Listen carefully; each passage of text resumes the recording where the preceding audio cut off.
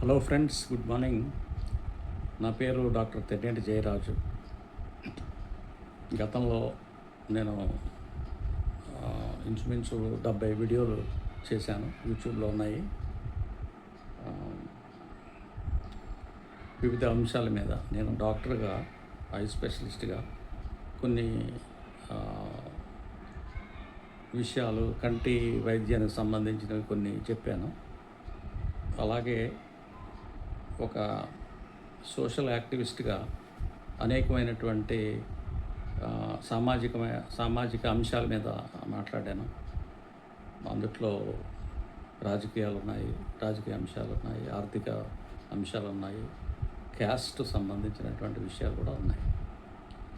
ఇవాళ నేను ఒక ఈ ఆధిపత్యంలో ఉన్నటువంటి వాళ్ళు తమ ఆధిపత్యాన్ని నిలబెట్టుకోవడానికి చేసే ప్రయత్నాలు ఎలా ఉంటాయి, వాళ్ళ ఆధిపత్యానికి భంగం కలగకుండా ఉండడం కోసం వాళ్ళు చేసే ప్రయత్నాలు, వాటి గురించి తెలుసుకుందాం.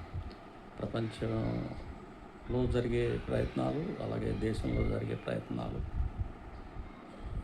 వాటి గురించి నేను మాట్లాడాలనుకుంటున్నాను. ముఖ్యంగా ప్రపంచాన్ని ఒకసారి పరిశీలన చేద్దాం. ప్రపంచంలో ఆధిపత్యం అంటే బలమైనటువంటి రాజ్యాలు చరిత్రని కనుక మనం గమనించినట్లయితే అప్పుడు బలమైనటువంటి రాజ్యాలుగా వచ్చినటువంటివి రోమన్ రాజ్యం ఒకటి, మంగోలు రాజ్యం అనేది ఒకటి. ఇవి ప్రపంచంలో చాలా అధిక భాగాన్ని వాళ్ళు స్వాధీనం చేసుకొని దాని మీద వాళ్ళు పెత్తనం చేశారు.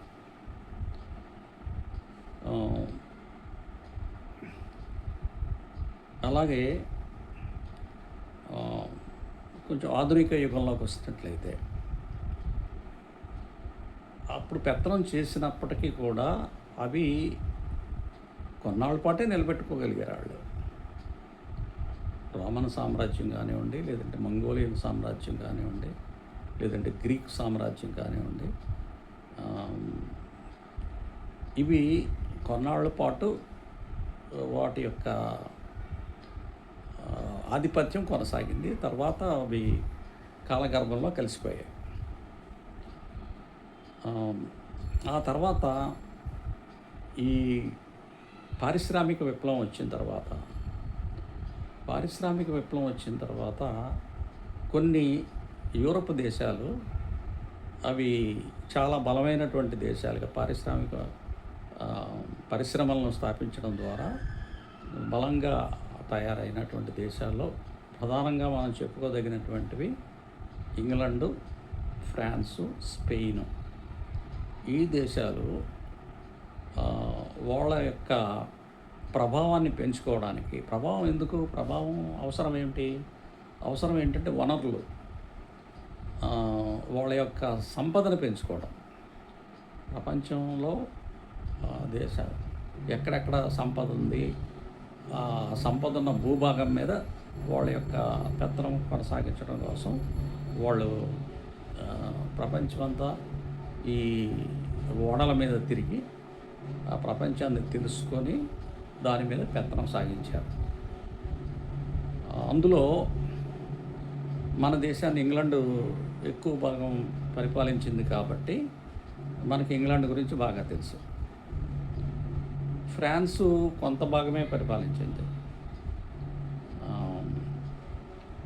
అందులో పాండుచేరి ఒక చిన్న భూభాగాన్ని ఈ ఫ్రెంచ్ వాళ్ళు పరిపాలన చేశారు. అలాగే గోవా పోర్చుగీస్ వాళ్ళు పరిపాలన చేశారు, అంటే వాళ్ళు ఆక్రమించుకొని పరిపాలన చేశారు. సో ఎక్కువ భాగాన్ని ఇంగ్లీష్ వాళ్ళు, బ్రిటిష్ వాళ్ళు ఆక్రమించుకున్నారు. కాబట్టి మనకి ఇంచుమించు వాళ్ళు 210 సంవత్సరాలు పరిపాలించిన కాలం బట్టి మనకి ఇంగ్లీషు రావడము, ఇంగ్లీషు సంస్కృతి, ఇంగ్లీషు విద్య, ఇలాంటివన్నీ మనకి వచ్చాయి. అయితే ప్రపంచంలో ఉండే అనేక దేశాల్లో ఫ్రాన్స్ కూడా ఆ, ఆక్రమించుకుంది.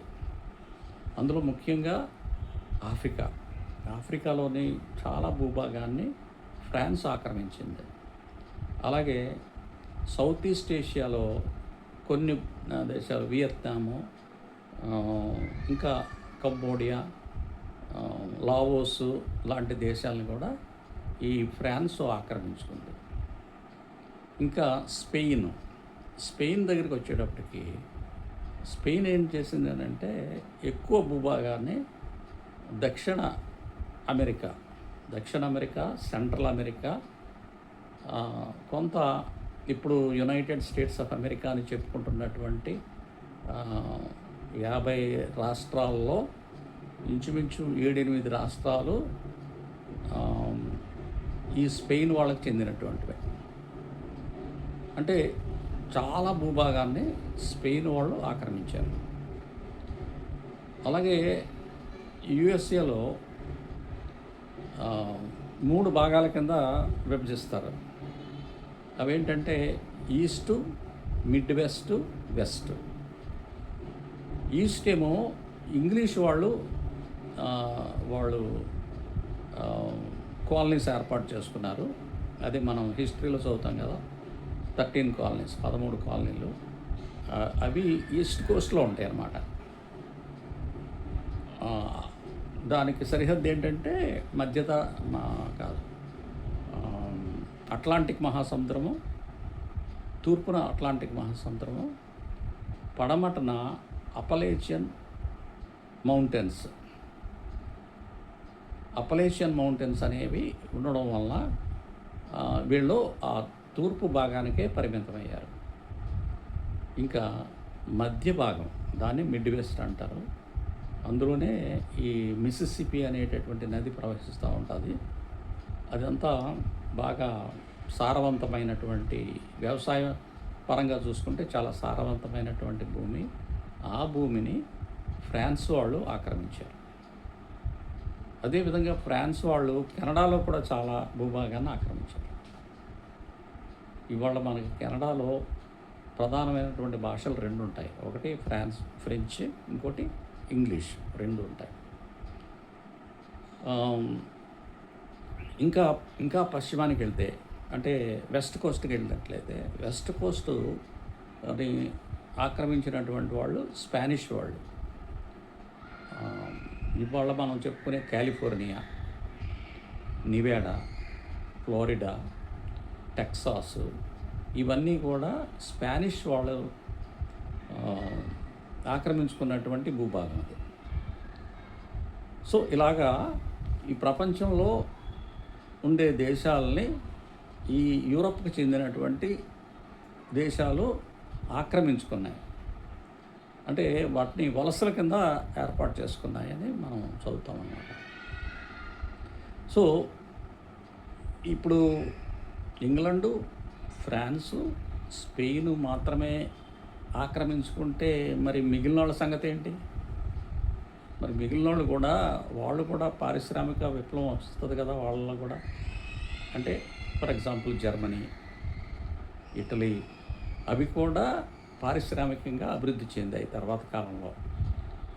అప్పుడు వాళ్ళకి మార్కెట్ కావాలి, వాళ్ళకి కూడా ఈ ఖనిజాలు కూడా కావాలి, పరిశ్రమలకి కావాల్సినటువంటి ముడి సరుకులు కావాలి.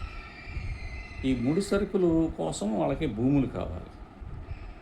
అదేవిధంగా ఆ ముడి సరుకులను ఉపయోగించుకొని పారిశ్రామిక ఉత్పత్తులను చేస్తే ఆ ఉత్పత్తులను కొనడానికి ప్రజలు కావాలి, మార్కెట్లు కావాలి. సో ఈ మార్కెట్లు, వాటికి సంబంధించినటువంటి ఈ ముడి సరుకులు సమకూర్చుకోవడం, అదేవిధంగా మార్కెట్లు కూడా సంపాదించుకోవడం కోసం ఈ ప్రపంచం అంతా తిరిగి ఈ దేశాలని ఆక్రమించుకోవడం జరిగింది, భూభాగాలను ఆక్రమించుకోవడం జరిగింది అన్నమాట. అందుచేత వాళ్ళకి వైరం వచ్చింది, ఆ పంపిణీ విషయంలో వైరం వచ్చినప్పుడు మరి ప్రధానంగా భూభాగం ఎవరి చేతిలో ఉంది? అని అంటే ఇంగ్లాండు, ఫ్రాన్సు, స్పెయిను, ఈ 3 దేశాల చేతిలో ఎక్కువ భూభాగం ఉంది. అందుచేత ఇప్పుడు అభివృద్ధి చెందుతున్నటువంటి జర్మనీ, ఈ ఇటలీ, ఇంకా అనేకమైనటువంటి చిన్న చిన్న దేశాలకి ఎవరితో వాళ్ళకి వైరం ఉన్నట్టు? ఆబ్వియస్లీ ఇంగ్లాండు, ఫ్రాన్సు, స్పెయిన్ దేశాలతోటి వైరం ఉంది. వాళ్ళని ఓడిస్తే తప్ప వీళ్ళకి మార్కెట్లు దొరికేటటువంటి పరిస్థితి లేదు. ఎందుకంటే భూమి అంతా ఆక్రమించేశారు. ఇంకా అదనంగా భూమి ఏమీ లేదు, భూమి పెరగదు కదా.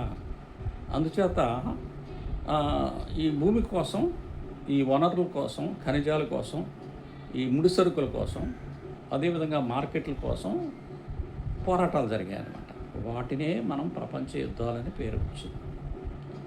ప్రపంచ యుద్ధం అంటే, ప్రపంచ యుద్ధంలో అన్ని దేశాలు పాల్గొన్నాయని మనం అనుకోవద్దు. ప్రపంచం అంటే ఇప్పుడు మన క్రికెట్ ఆటలాగే, క్రికెట్గా వరల్డ్ కప్ అని పేరు. కానీ వరల్డ్లో ఉండే 194 దేశాల్లో ఒక 20 దేశాలు మాత్రమే ఆడతాయి. అవి కూడా బ్రిటిష్ వాళ్ళు కాలనైజ్ చేసినటువంటి చిన్న చిన్న దేశాలు, చాలా చిన్న జనాభా కలిగినటువంటి దేశాలు. అంటే బ్రిటిష్ వాళ్ళు కాలనైజ్ చేసినవి ఇప్పుడు ఏమున్నాయి మనకి? India, Bangladesh, Pakistan, Sri Lanka, Australia, South Africa, West Indies, ఈ దేశాలే ఆడతాయి. అయినా కానీ ప్రపంచ కప్పు అంటాం. అలాగే ఈ ప్రపంచ యుద్ధాల్లో ఈ ప్రపంచానికి సంబంధించిన యుద్ధాలు కాదు వాస్తవంగా. అవి దేనికి సంబంధించినటువంటి యుద్ధాలు అంటే యూరప్కి సంబంధించినటువంటి యుద్ధాలు. సో ఇందుకు చెప్పొచ్చేది ఏంటంటే, ఈ ఆధిపత్యం అనేది ప్రపంచంలో ఒకచోట ఎప్పుడు స్థిరంగా లేదు. అది మారుకుంటూ వస్తుంది, కాలాన్ని బట్టి మారుకుంటూ వస్తుంది. సో ఫ్రాన్సు, స్పెయిను, ఇంగ్లాండు దేశాలు కొన్నాళ్ల పాటు తిరుగులేనటువంటి ఆధిపత్యాన్ని కొనసాగించాయి. వాళ్ళ నాగరికతే మిగిలిన వాళ్ళ నాగరికతగా చెప్పుకోబడింది. ఎందుకంటే వాళ్ళు అక్కడే కదా ఈ రినైజాన్స్ అనేది వచ్చింది, సాంస్కృతిక పునరుజ్జీవనం అనేది అక్కడే ప్రారంభమైంది. కాబట్టి అక్కడే సైన్స్ అండ్ టెక్నాలజీ డెవలప్ అయింది. ఎడ్యుకేషను, స్కూళ్ళు, కాలేజీలు, యూనివర్సిటీలు, లైబ్రరీలు, ప్రింటింగ్ ప్రెస్లు, రేడియోలు, టీవీలు, ఇలాంటివన్నీ కూడా అక్కడ నుంచే వచ్చినాయి. అందుచేత వాళ్ళ చరిత్రే ప్రపంచ చరిత్రలాగా చెప్పబడతా ఉంది.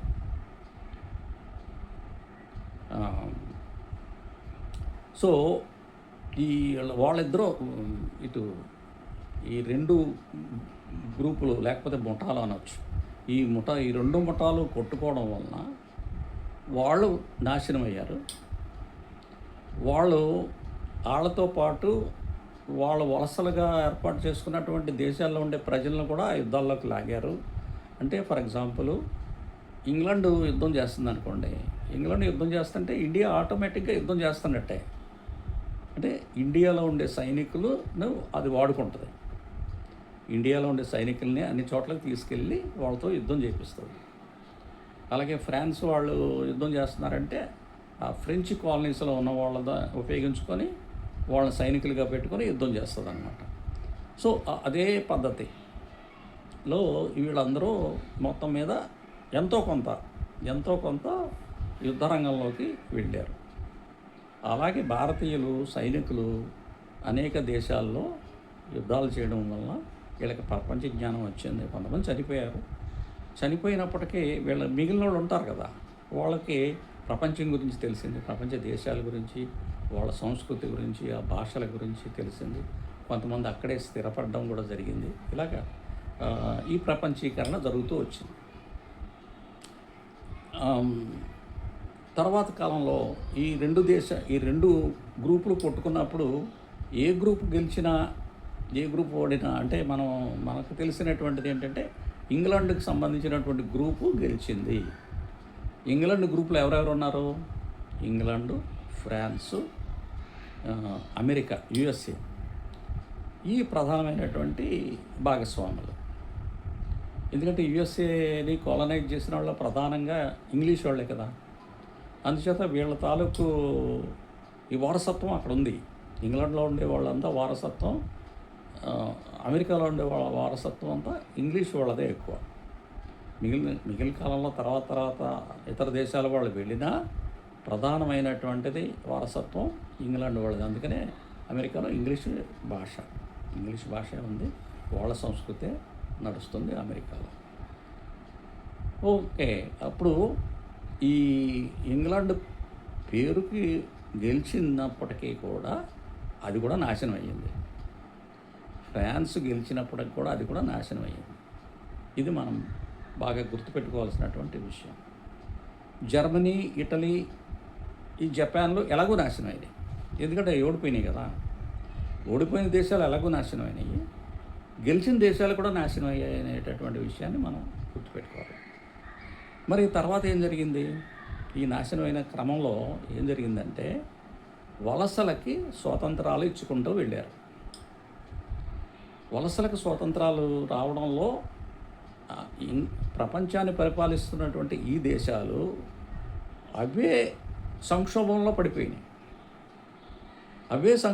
పడిపోయి వాళ్ళ దేశాలనే వాళ్ళు కాపాడుకోలేని పరిస్థితి వచ్చినప్పుడు మిగిలిన దేశాల మీద పెత్తనం చేయడం ఎలా సాధ్యపడదు.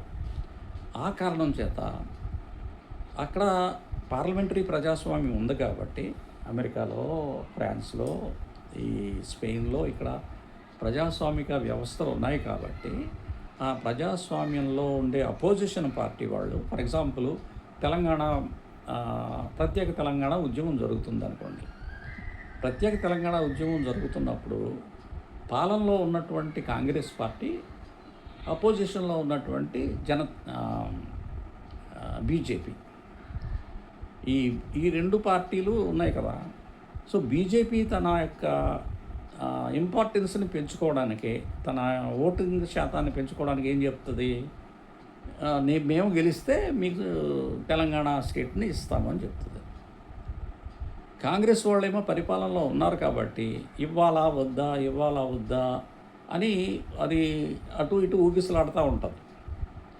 వీళ్ళ మట్టుకు అధికారంలో లేరు కాబట్టి మేము కనుక గెలిస్తే, మాకు ఓటేస్తే, మమ్మల్ని గెలిపిస్తే మేము మీకు ప్రత్యేక రాష్ట్రం ఇస్తామని వాళ్ళు ప్రకటిస్తారు. అలాగే ఇంగ్లాండ్లో ఏం జరిగిందంటే, ఇంగ్లాండ్లో పాలక పార్టీగా ఉన్నటువంటిది ఏంటంటే కన్జర్వేటివ్ పార్టీ అనేటటువంటిది అధికారంలో ఉన్నది. దానికి నాయకుడిగా చర్చిల్ ఉన్నాడు. అందరికీ తెలుసు, చర్చిల్ అంటే అందరికీ తెలుసు, విన్స్టన్ చర్చిల్. రెండో ప్రపంచ యుద్ధంలో చాలా కీలకమైనటువంటి పాత్ర వహించాడు. అందుచేత ఆయన పేరు అందరికీ బాగా తెలుసు. ఇకపోతే దానికి అపోజిషన్లో ఉన్నటువంటి పార్టీ ఏంటి? లేబర్ పార్టీ ఈ రెండో ప్రపంచ యుద్ధం తర్వాత అధికారంలో ఉన్నటువంటి కన్జర్వేటివ్ పార్టీ ఓడిపోయి లేబర్ పార్టీ అధికారంలోకి వచ్చింది. లేబర్ పార్టీ అధికారంలోకి వచ్చినప్పుడు వాళ్ళు మొదటి నుంచి ఏం చెప్తున్నారు? మనకి వలసలు వద్దు, ఏమీ వద్దు, ఇతర దేశాల మీద మనం దోపిడీ చేసే పరిస్థితి కూడా వద్దు, మన దేశాన్ని మనం చక్కబెట్టుకుందాము అనేటటువంటి వాదంతో లేబర్ పార్టీ ఉంది. అందుచేత లేబర్ పార్టీ వాళ్ళ యొక్క ఎజెండాలో ఏముంది? మేము కనుక అధికారంలోకి వస్తే వలసలకి స్వాతంత్రం ఇచ్చేస్తాము అనేటటువంటి ఎజెండా వాళ్ళకు ఉంది.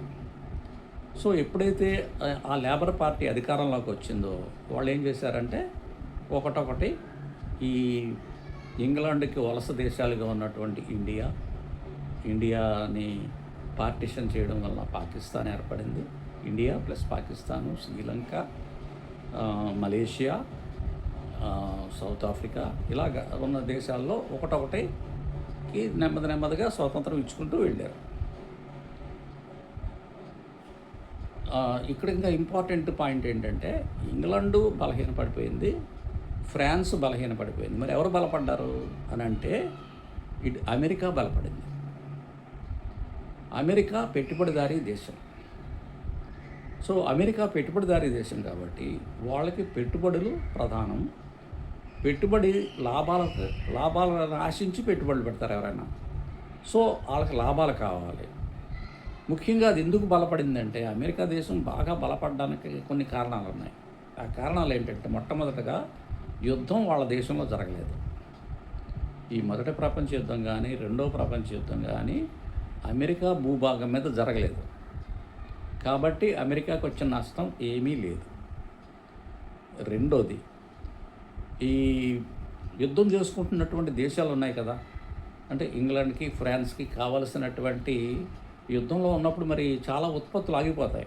వ్యవసాయ ఉత్పత్తులు కానీ, పారిశ్రామిక ఉత్పత్తులు కానీ ఇవన్నీ కుంటుపడిపోతాయి. కుంటుపడిపోయిన క్రమంలో ఆ ఉత్పత్తులన్నీ కూడా అమెరికా సరఫరా చేసింది. ఈ ఉత్పత్తులన్నింటినీ అమెరికా సరఫరా చేయడం ద్వారా అమెరికా బలమైన దేశంగా ఆవిర్భవించింది. దీనికి తోడు ఆయుధాలు. అసలు అమెరికా చేసేటటువంటి వ్యాపారాల్లో అతిపెద్ద వ్యాపారం ఏంటంటే ఆయుధ వ్యాపారం. అది అసలు మీకు అందరూ తెలుసు కదా, అమెరికాలో గన్స్ బజార్లో కూరగాయలు అమ్మినట్టు అమ్ముతారు. మీరు ఎవరైనా వెళ్ళి కొనుక్కోవచ్చు, ఆయుధాలు గన్స్ కొనుక్కోవచ్చు. ఆ గన్స్ వలన విచ్చలవిడిగా గన్స్ వాడడం వలన అనేకమైనటువంటి సందర్భాల్లో స్కూల్లో, అలాగే క్లబ్బుల్లో, అంటే జనం ఎక్కడైతే కాస్తంత గుమిగూడి ఉంటారో అలాంటి చోట్ల కాల్పులు జరిపి ఎంతోమంది, వేలాది మందిని చంపుతూ ఉంటారు. వాళ్ళు విచక్షణ రహితంగా కాల్పులు జరిపి ఎంతోమందిని చంపినటువంటి ఉదంతాలు ఇటీవల కాలంలో మనం కూడా చూసాం. సో ఇప్పుడు ఇక్కడ నేను చెప్పాలనుకుంటుంది ఏంటంటే అమెరికా బాగా లాభపడింది. దేని మూలంగా? ప్రపంచ యుద్ధాల మూలంగా. ప్రపంచ యుద్ధంలో మునిగిపోయినటువంటి దేశాలకు కావలసినటువంటి ఈ వస్తువుల సరఫరా, ఆహార పదార్థాలు, పారిశ్రామిక ఉత్పత్తులు, ఆయుధ సామాగ్రి, వీటన్నిటినీ సరఫరా చేయడం ద్వారా అమెరికా చాలా బలపడింది. రష్యా కూడా గొప్ప దేశంగా ఆవిర్భవించింది. అయితే రష్యాకి కాలనీస్ లేవు. ఏ దేశాన్ని రష్యా ఆక్రమించలేదు. రష్యా అదే చాలా పెద్ద దేశం. అది ఏకంగా 7 టైమ్ జోన్స్ ఉన్నాయంట. 7 టైమ్ జోన్స్. 7 టైమ్ జోన్స్ అంటే ఇండియాకి ఒకటే టైం జోన్ ఉంది. అంటే ఊహించుకోవచ్చు, అంటే ఇండియా కన్నా 7 రెట్లు అది పెద్ద భూభాగం. అమెరికాలో 3 టైమ్ జోన్స్ ఉంటే రష్యాకి 7 టైమ్ జోన్స్ ఉన్నాయి. సో దాన్ని బట్టి మనం దాని విస్తీర్ణ మనం అర్థం చేసుకోవచ్చు. కాబట్టి వాళ్ళు ఎక్కడా కూడా ఈ వలసలను ఏర్పాటు చేసుకోలేదు. పైగా అది సోషలిస్టు సమాజంగా ఆవిర్భవించింది. సోషలిస్టు ఐడియాలజీలో ఏంటంటే సర్వమానవ సమానత్వం, ఈక్వాలిటీ అనేది ప్రధానం. అంటే ఈ పెట్టుబడిదారుల యొక్క ఆధిపత్యము, లేకపోతే పెట్టుబడిదారుల యొక్క దోపిడీ, ఈ వ్యవస్థ అక్కడ ఉండదు. కాబట్టి వాళ్ళకి వేరే చోట్ల యుద్ధాలు చేసి వేరే భూభాగాన్ని ఆక్రమించుకునే కార్యక్రమం రష్యాకి లేదు. అయితే రష్యా కూడా రెండో ప్రపంచ యుద్ధంలో భాగమైంది. కారణం ఏంటి అంటే ఈ పెట్టుబడిదారీ దేశాలు ఏవైతే ఉన్నాయో ఆ పెట్టుబడిదారీ దేశాలకి సోషలిస్టు దేశము అనేది ఉండకూడదు. ఎందుకంటే వాళ్ళ పెట్టుబడిదారులను ఉంచరు కదా. పెట్టుబడిదారుల దగ్గర ఉన్నటువంటి ఈ పరిశ్రమలు కానీ, భూస్వాముల దగ్గర ఉండేటటువంటి భూములను కానీ ప్రజలకు పంచుతారు కదా. ప్రజలకి అంటే దున్నేవాడికి భూమి, లేదంటే వ్యవసాయం చేసేవాడికి భూమి, అలాగే శ్రామికులు పనిచేసేటటువంటి పరిశ్రమల మీద అజమాయిషి, లేకపోతే అది సో వాళ్ళకే చెందాలి. దాన్ని పరిశ్రమ నుంచి వచ్చే లాభము పెట్టుబడిదారుడికి చెందడం కాకుండా అక్కడ పనిచేసే వాళ్ళకే చెందాలి అనేటటువంటి కాన్సెప్ట్లో అది ఆవిర్భవించింది. కాబట్టి అది ఆటోమేటిక్గా పెట్టుబడిదారీ దేశాలకి ఒక శత్రు దేశము. ఈ భూమి మీద ఈ సోషలిస్టు సమాజం ఉండకూడదు అంటే అది అది జర్మనీకైనా శత్రువే, ఇంగ్లాండ్కైనా శత్రువే, ఫ్రాన్స్కైనా శత్రువే, ఇటలీకైనా శత్రువే. సో ప్రపంచంలో ఉండే పెట్టుబడిదారీ దేశాలు అన్నీ కలిపి రష్యాని ఏ విధంగా నాశనం చేయాలి అనేది ఆలోచిస్తాయి. కాబట్టి ఆటోమేటిక్గా వీళ్ళ యుద్ధం దాని మీద కూడా వెళ్ళింది. ఆ కారణం చేత గత్యంతరం లేని పరిస్థితిలో రష్యా కూడా యుద్ధంలో ప్రవేశించి చాలా నష్టపోయి, ఎందుకంటే వాళ్ళ యుద్ధానికి రెడీగా లేరు. వాళ్ళ యుద్ధం వద్దు, మీకు మాకు యుద్ధం వద్దు అని వాళ్ళ శాంతి ఒప్పందం కూడా చేసుకున్నారు. జర్మనీను రష్యాను శాంతి ఒప్పందం చేసుకున్నారు. శాంతి ఒప్పందం చేసుకున్నారు కాబట్టి మా మీద దాడి చెయ్యడులే అని ధీమాగా ఉన్నారు. ఎందుకంటే వాళ్ళ దేశంలో చాలా సంస్కరణలు చేసుకోవాలి వాళ్ళు. ఎందుకంటే అప్పటిదాకా రాచరిక వ్యవస్థ నడుస్తున్నటువంటి రాజులను దింపేశారు కాబట్టి, రాచరిక వ్యవస్థ లేని పరిస్థితిలో ప్రజలకు కావలసినటువంటి సౌకర్యాలన్నీ ఏర్పాటు చేయాల్సినటువంటి కార్యక్రమంలో నిమగ్నమై ఉన్నారు వాళ్ళు. ప్రజలకు అవసరమైనటువంటి విద్య, ఆహారము, పారిశ్రామిక ఉత్పత్తి, పారిశ్రామిక ప్రగతిని సాధించే కార్యక్రమంలో వాళ్ళు ఉన్నారు కాబట్టి వాళ్ళు ఈ యుద్ధంలో భాగస్వాములు కాదు, సహజమైన భాగస్వాములు కాదు. కానీ వాళ్ళ మీద దాడి చేశారు కాబట్టి, వాళ్ళని నాశనం చేయాలని సంకల్పించుకొని దాని మీద యుద్ధం ప్రకటించారు కాబట్టి అది కూడా యుద్ధంలోకి వచ్చింది. చివరికి జర్మనీని ఓడించినటువంటిది రష్యానే, ఇంగ్లాండ్ కాదు. జర్మనీని ఓడించింది రష్యా. కాకపోతే మనం చదివేటటువంటి చరిత్ర అంతా ఇంగ్లీష్ వాళ్ళు చెప్పిన చరిత్ర కాబట్టి రష్యా పాత్రని అది దాచిపెట్టి మన చరిత్ర పుస్తకాల్లో ఉంటుంది. కానీ వాస్తవంగా జర్మనీని ఓడించింది. అలాగే జర్మనీ ఆక్రమించుకున్నటువంటి అనేక దేశాలని వాటిని విముక్తి చేసింది రష్యా దేశమే. అదేవిధంగా జర్మనీ బెర్లిన్ మీద జెండాను మొట్టమొదటిగా ఎగరవేసింది. జర్మనీలో కొంత భూభాగాన్ని ఆక్రమించుకుంది కూడా రష్యా. ఎప్పుడైతే జర్మనీ ఓడిపోయిందో గబగబా ఇంగ్లాండు, అమెరికాలు వచ్చి పశ్చిమ భాగం, జర్మనీకి పశ్చిమ భాగం ఉన్న కొంత భూభాగాన్ని ఆ రెండు దేశాలు ఆక్రమించుకున్నాయి. సో అప్పుడు జర్మనీలో రెండు వ్యవస్థలు నడిచేవి. ఒకటి సోషలిస్ట్ వ్యవస్థ, ఇంకోటి పెట్టుబడిదారీ వ్యవస్థ. పెట్టుబడిదారీ వ్యవస్థ ఏది? ఇంగ్లాండు, ఫ్రాన్సు, అమెరికాలు ఆక్రమించుకున్నటువంటి భూభాగము పెట్టుబడిదారీ వ్యవస్థ నడిచేది. రష్యా ఆక్రమించుకున్న భూభాగంలో సోషలిస్ట్ వ్యవస్థ నడిచేది. ఇది అయితే ఇప్పుడు మళ్ళీ మనం అమెరికాకు వద్దాం. ఎందుకంటే అమెరికా సూపర్ పవర్గా ఎదిగింది కదా, పెట్టుబడిదారీ దేశాలన్నింటికీ కూడా నాయకత్వం వహించేటటువంటి దేశంగా అభివృద్ధి చెందింది. కాబట్టి ఈ అమెరికా తన యొక్క ఆధిపత్యాన్ని కొనసాగించడం కోసం అనేకమైనటువంటి పనులు చేసుకుంటూ వచ్చింది.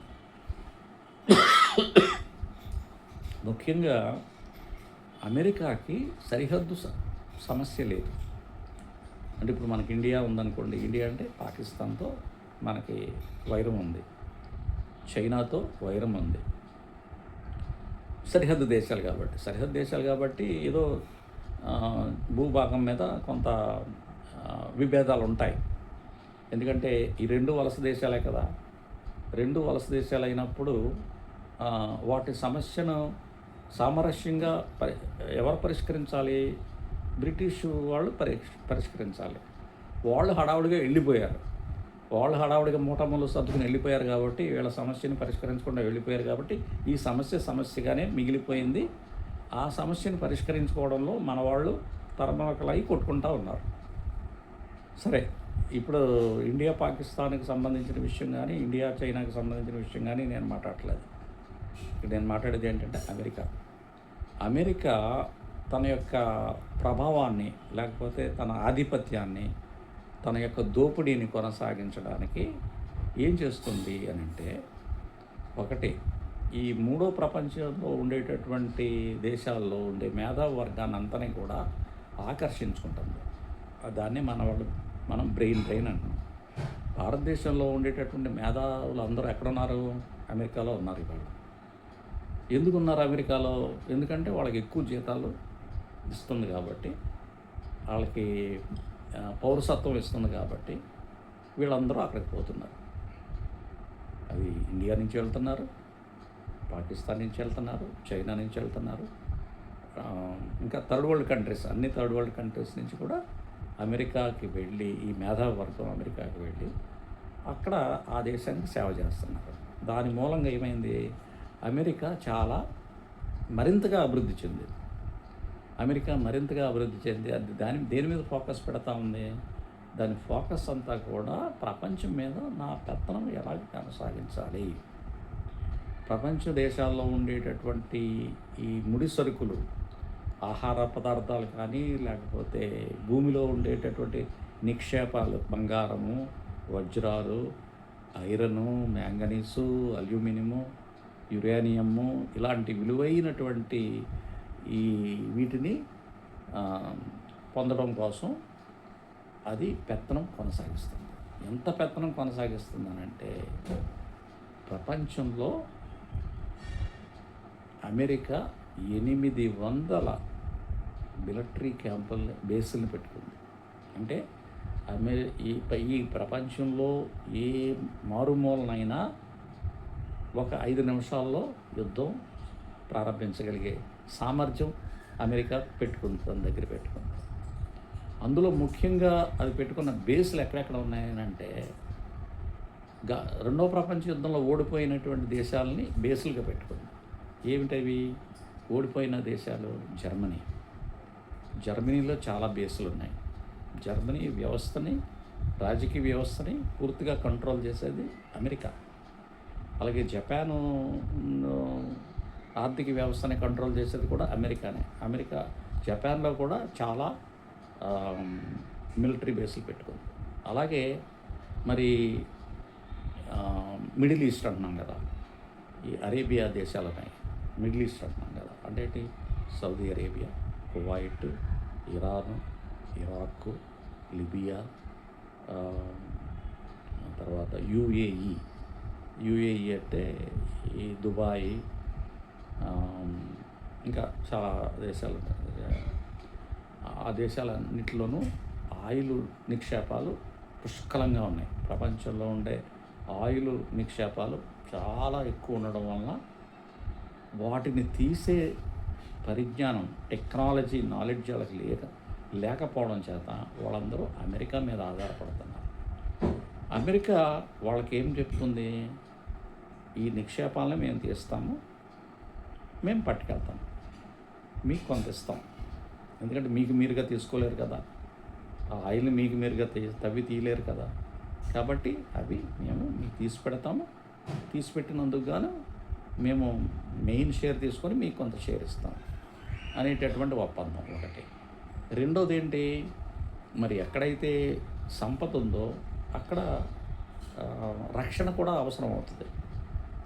ఎందుకంటే ఎందుకు పనికిరాని భూములు ఉన్నాయంటే ఎవరు పట్టించుకోకపోవచ్చు, కానీ అంత సంపద అక్కడ ఉన్నప్పుడు ఆ సంపద మీద వాళ్ళకి రక్షణ కూడా కావాలి కదా. మీకు రక్షణ కల్పిస్తాం,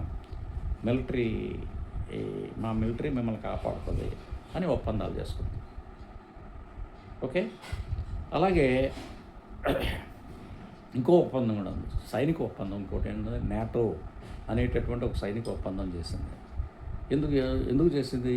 నాటో అనేది ఎందుకు వచ్చింది అని అంటే, రష్యాకి వ్యతిరేకంగా వచ్చినటువంటి ఒప్పందం. ఆ రష్యాకి వ్యతిరేకంగా వచ్చినటువంటి ఒప్పందం ఏంటి, ఈ పెట్టుబడిదారీ దేశాలన్నీ కలిపి ఒక ముఠా కింద ఏర్పడ్డారు. దాని పేరే NATO, North Atlantic Treaty Organization. ఆ ట్రీటీ ఏంటి? It is a military treaty. ఆ మిలిటరీ ట్రీటీలో ఉన్నటువంటి 17 దేశాలు ఉన్నాయి. ఆ దేశాల్లో ఏ దేశం మీద ఎవరు దాడి చేసినా, ఎవరు చేస్తారు? ఎవరో చేయరు, కానీ వాళ్ళు చేయాలనుకునేది రష్యాని నాశనం చేయాలనేది ప్రధానమైనటువంటి కర్తవ్యం. రష్యాని నాశనం చేయడం కోసం వీళ్ళు పెట్టుకున్నటువంటిది ఇదన్నమాట. సో ఆ రష్యాలో అంతర్గతమైన సమస్యలు కారణం, అంతర్గత సమస్యలను లేపడం కారణం, లేక రకరకాలైనటువంటి కారణాల చేత అందులోకి ప్రపంచంలో మొట్టమొదటిసారిగా ఈ సోషలిస్ట్ వ్యవస్థ అనేది స్థాపించబడడం. కాబట్టి దాన్ని అమలుపరిచే క్రమంలో కొన్ని అవకతవకలు జరగడం, కొన్ని సమస్యలు ఉత్పన్నమవ్వడం. అదేవిధంగా అక్కడ మరి భూస్వాముల దగ్గర నుంచి భూములు తీసుకున్నారు కదా, అలాగే పారిశ్రామికవేత్తల దగ్గర నుంచి రాజ్యాలు పరిశ్రమలు తీసుకున్నారు కదా. అలాగే రాచరికాన్ని కూలదోసి రాచరికాన్ని స్వాధీనం చేసుకున్నారు కదా. అప్పుడు వాళ్ళు మళ్ళీ దాన్ని తెచ్చుకుందామని ప్రయత్నం చేస్తారు కదా. మళ్ళీ వాళ్ళు దాన్ని ఎలాగైనా చేజిక్కించుకోవాలని ప్రయత్నం చేస్తూ ఉంటారు కదా. అలాంటి వాళ్ళందరినీ కూడగట్టి మొత్తం మీద ఎలాగైతేనేమి 1991లో సోవియట్ యూనియన్ కొలాప్స్ అయ్యింది. సోవియట్ యూనియన్ కొలాప్స్ అయిన క్రమంలో 16 దేశాలు కొత్త దేశాలు ఏర్పడ్డాయి. రక్తపాతం లేకుండా 16 దేశాలు ఏర్పడడం అనేది మనం ఊహించగలమా? ఇండియా పాకిస్తాను విభజన జరిగినప్పుడు ఎంతమంది చనిపోయారో తెలుసా? 25 లక్షల మంది చనిపోయినట్టుగా రికార్డులో ఉంది. 25 లక్షల మంది. దాని గురించి ఎక్కడ ఎవరో ప్రస్తావించరు. కానీ ఇక్కడ ఉండేటటువంటి ముస్లిమ్స్ అక్కడికి వెళ్ళిపోవడం, అక్కడ ఉండే హిందువులు ఇక్కడికి రావడం, ఈ మధ్యలో వీళ్ళందరూ కూడా కలహాలు పెట్టుకొని అల్లర్లు అంటారు మన వాళ్ళు, సింపుల్గా అల్లర్లు. ఏది స్కూల్లో పిల్లలు అల్లరి చేస్తే టీచరు నిశ్శబ్దం అంటారు కదా, సైలెన్స్ అంటారు కదా. అట్లాగా ఈ పెద్ద మత కల్లోలాలని, మత మారణ కాండని మన మీడియా, మన ప్రభుత్వం ఏం చెప్తుందనంటే అది సింపుల్గా అల్లర్లు జరిగాయి. గుజరాత్లో గోధ్రాలో జరిగినటువంటి ఫైర్, అదైతే కోచ్ తగలబడినప్పుడు, అందులో జనం చనిపోయినప్పుడు ఇంచుమించు 1000 మంది ముస్లిమ్స్ని అతి దారుణంగా చంపారు. వాళ్ళకేం సంబంధం లేదు. అందులో ఒకవేళ అది ఒక విద్రోహ చర్య అనుకుంటే, విద్రోహులు అనేవాళ్ళు ఊరంతా విద్రోహులు ఉండరు కదా, లేకపోతే రాష్ట్రం అంతా విద్రోహులు ఉండరు కదా. ఆ విద్రోహులు అనేవాళ్ళు కొంతమంది ఉంటారు. వాళ్ళ మీద చర్య తీసుకోవడానికి బదులుగా యావత్తు ముస్లిం జాతి మీదే వీళ్ళు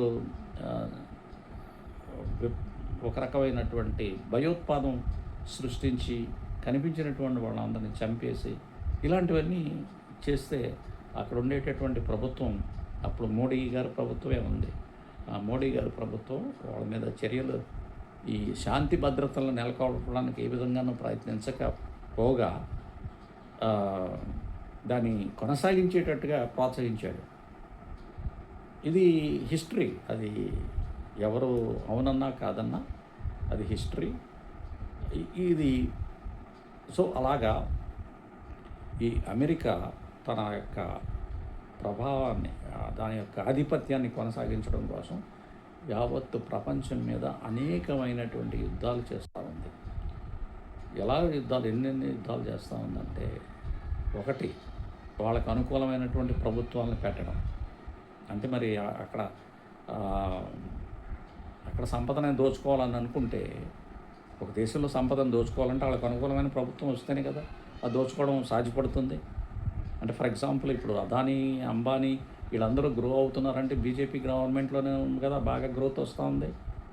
ఒకవేళ ప్రభుత్వం మారిందంటే వాళ్ళకంత సహకారం లభించదు. అంటే పూర్తిగా సహకారం లభించదు అనేది నేను చెప్పాలని నా ఉద్దేశం కాదు. అక్కడ కూడా లభిస్తుంది. కాంగ్రెస్ వాళ్ళు వచ్చినా వాళ్ళకి సహకారం లభిస్తుంది, కానీ మరీ ఇంత దారుణంగా ఉండదు. మొత్తం అంతా తీసుకెళ్ళి వాళ్ళకే పెట్టరు, మిగిలిన వాళ్ళకి కూడా కొంత వస్తుంది అన్నమాట. సో అమెరికా ప్రపంచ దేశాల్లో ఏ గవర్నమెంట్ ఉండాలి, ఏ గవర్నమెంటు దిగాలి అనేది నిర్ణయించే కార్యక్రమాలు చేస్తూ ఉంటారు. ఇక చిన్న చితక దేశాలైతే ఇక చెప్పాల్సిన పని లేదు. అంటే ఇండియా లాంటి పెద్ద దేశాన్ని ప్రభుత్వాలను మార్చాలని అంటే అది అంత సులువైన పని కాదు. కాబట్టి అదేవో డిప్లొమాటిక్గా కొన్ని ఒప్పందాలు ఏవో చేసుకుంటే, సైనిక ఒప్పందాలు, ఆయుధాలు కొనుగోలు ఒప్పందాలు, లేకపోతే వరల్డ్ బ్యాంకు అప్పులు, IMF తాలూకు అప్పులు, ఇలాంటి తెచ్చుకోవడం కోసం, ఇలాంటి ఇవ్వడం కోసం, చైనాతో మీరు స్నేహం చేయకండి, చైనా అది దుర్మార్గమైన దేశం అది అని చెప్తుంది. చైనా ఎవరితో యుద్ధం చేసింది? చైనాతో చైనా ఎప్పుడైనా ఎవరితోటన్నా యుద్ధం చేయడం మనకు తెలుసా? ఇండియాతోటే ఒకసారి జరిగింది. ఇండియాతోటే 1962లో యుద్ధం జరిగింది. ఆ యుద్ధం వాళ్ళే దాన్ని ముగించారు. ఆ తర్వాత చైనా ఎవరితో యుద్ధం చేసింది? కానీ వీళ్ళు ఏం చెప్తారు? చైనా దుర్మార్గమైన దేశం, మీ దేశాన్ని ఆక్రమించుకుంటుంది అని ప్రచారం చేపిస్తారు. సో ఇట్లా ఉంటుందన్నమాట. సో ఈ విధంగా ఆధిపత్యాన్ని కొనసాగించడం కోసం, వాళ్ళ దోపిడీని నిరాటంకంగా కొనసాగించడం కోసం సర్వ ప్రయత్నాలు చేస్తారు. అలాగే మన దేశంలోకి వస్తే, మన దేశంలో ఉన్నటువంటి ఈ ఈ పెట్టుబడిదారులు, ఈ వ్యాపారులు ఒకప్పుడు కొంత అణిగిమణిగి ఉన్నా ఇప్పుడు మాత్రం వాళ్ళు విజృంభించారు. ఇవాళ మన పార్లమెంటును చూస్తే మనకు అర్థమవుతుంది.